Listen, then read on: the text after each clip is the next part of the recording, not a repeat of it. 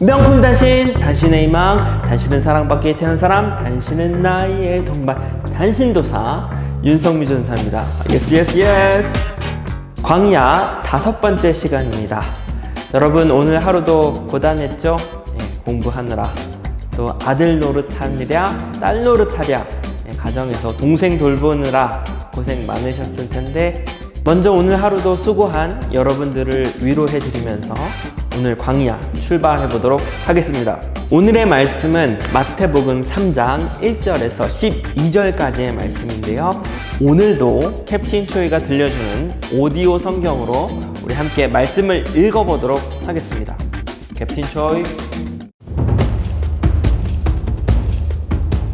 그때 세례 요한이 이르러 유대 광야에서 전파하여 말하되 회개하라 천국이 가까이 왔느니라 하였으니 그는 선지자 이사야를 통하여 말씀하신 자라 일렀으되 광야에 외치는 자의 소리가 있어 이르되 너희는 주의 길을 준비하라 그가 오실 길을 곱게 하라 하였느니라. 이 요한은 낙타털 옷을 입고 허리에 가죽띠를 띠고 음식은 메뚜기와 석청이었더라. 이때에 예루살렘과 온 유대와 요단강 사방에서 다 그에게 나와 자기들의 죄를 자복하고 요단강에서 그에게 세례를 받더니 요한이 많은 바리새인들과 사두개인들이 세례 베푸는 대로 오는 것을 보고 이르되 독사의 자식들아 누가 너희를 가르쳐 임박한 진노를 피하라 하더냐. 그러므로 회개에 합당한 열매를 맺고 속으로 아브라함이 우리 조상이라 생각하지 말라. 내가 너희에게 이르노니 하나님이 능히 이 돌들로도 아브라함의 자손이 되게 하시리라. 이미 도끼가 나무 뿌리에 놓였으니 좋은 열매를 맺지 아니하는 나무마다 찍혀 불에 던져지리라. 나는 너희로 회개하게 하기 위하여 물로 세례를 베풀거니와 내 뒤에 오시는 이는 나보다 능력이 많으시니 나는 그의 신을 들기도 감당하지 못하겠노라. 그는 성령과 불로 너희에게 세례를 베푸실 것이요 손에 키를 들고 자기의 타작마당을 정하게 하사 알곡은 모아 곡간에 들이고 쭉정이는 꺼지지 않는 불에 태우시리라. 아멘. 감사합니다. 우리 최세기 선생님께서 가정에서 이걸 직접 녹음해서 전사님한테 보내주고 있어요.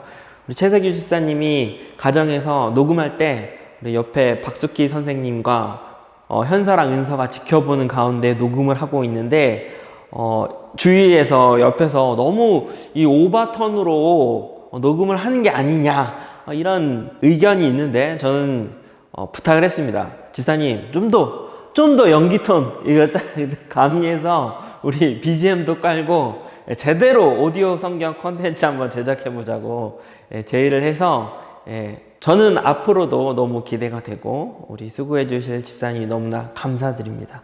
오늘 본문은 제가 그동안 세례 요한에 대해서 누가복음을 통해 말씀을 드렸었는데요. 세례 요한은 어린 시절부터 광야 속에 들어가서 기다리는 자의 삶을 살다가 오늘 본문에 드디어 역사의 전면에 등장을 하게 됩니다. 유대 광야에서 하나님의 말씀을 선포하는 세례 요한의 모습을 볼 수 있는데요. 우리 2절을 보면 이렇게 선포하죠. 회개하라 천국이 가까이 왔느니라. 회개하라 천국이 가까이 왔느니라. 오늘 딱 이 세 마디 회개하라 천국이 가까이 왔느니라. 회개하라 천국이 가까이 왔느니라. 이 문장을 좀 더 깊이 우리 딥하게 한번 살펴보도록 하겠습니다. 그 전에 마태복음 4장 17절 말씀을 한번 읽어볼게요. 이때부터 예수께서 비로소 전파하여 이르시되 회개하라 천국이 가까이 왔느니라 하시더라. 이 말씀은요 4장 말씀이에요.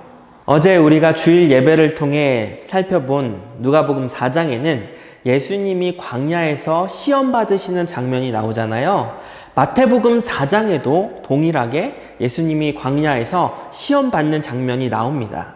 그리고 방금 읽은 4장 17절은 광야에서 시험을 이기고 나서 예수님의 첫 번째 선포예요. 지금 예수님이 선포하신 회개하라 천국이 가까이 왔다. 이 말씀은 예수님이 광야 시험을 마치고 예수님 또한 역사의 전면에 등장하시면서 가장 처음으로 선포하셨던 메시지가 바로 회개하라, 천국이 가까이 왔다. 회개하라, 천국이 가까이 왔다. 이 말씀을 선포합니다. 그러니 세례 요한의 첫 메시지, 예수님의 첫 메시지가 동일한 것이죠. 똑같은 메시지입니다.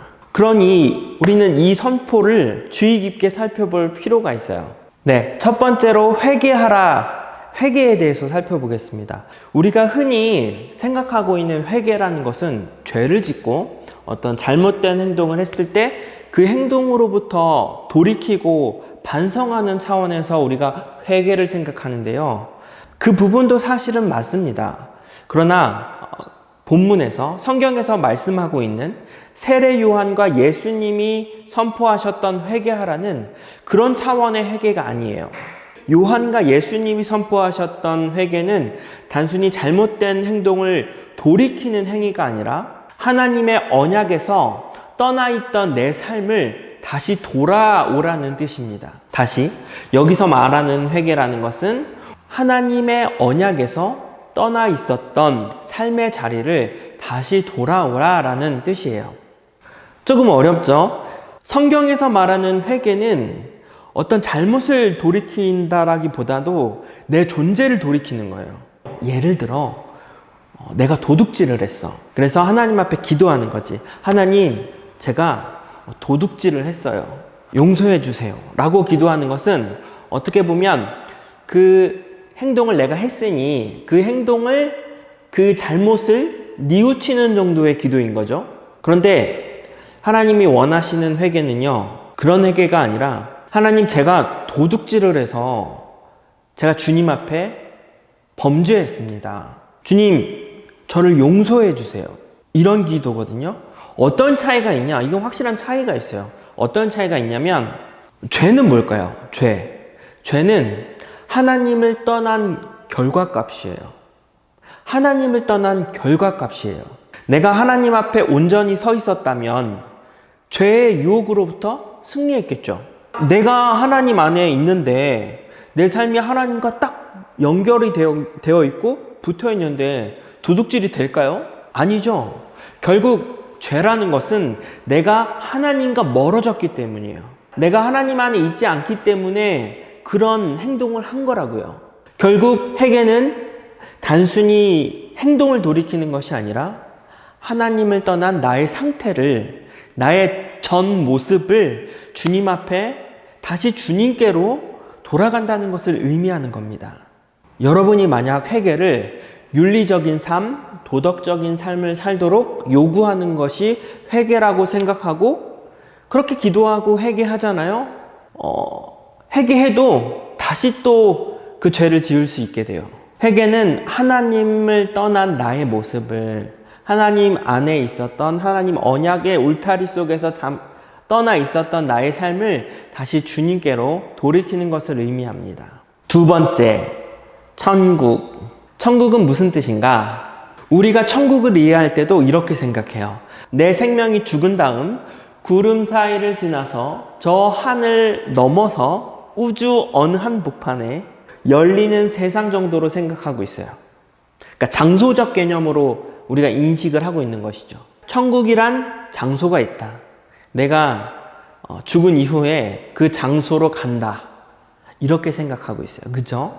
그런데 회개라는 것은요, 헬라어 원문을 보면 단어가 바실레이아라는 단어입니다. 이게 무슨 뜻이냐면 통치하다, 다스린다라는 뜻을 가지고 있어요. 누가 다스리느냐?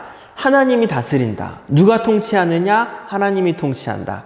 곧 천국은 장소적 개념보다도 하나님의 통치가 임한다라는, 하나님의 다스림이 임한다라는 뜻을 갖고 있는 것이죠. 그러니까 천국과 하나님의 나라는 같은 뜻입니다. 같은 개념이에요. 그 천국은 뭐냐? 하나님의 통치와 하나님의 다스림이 있는 장소와 현상을 말하는 것이죠. 세 번째, 가까이 왔다. 천국이 가까이 왔다. 하나님의 나라가 가까이 왔다라는 것입니다.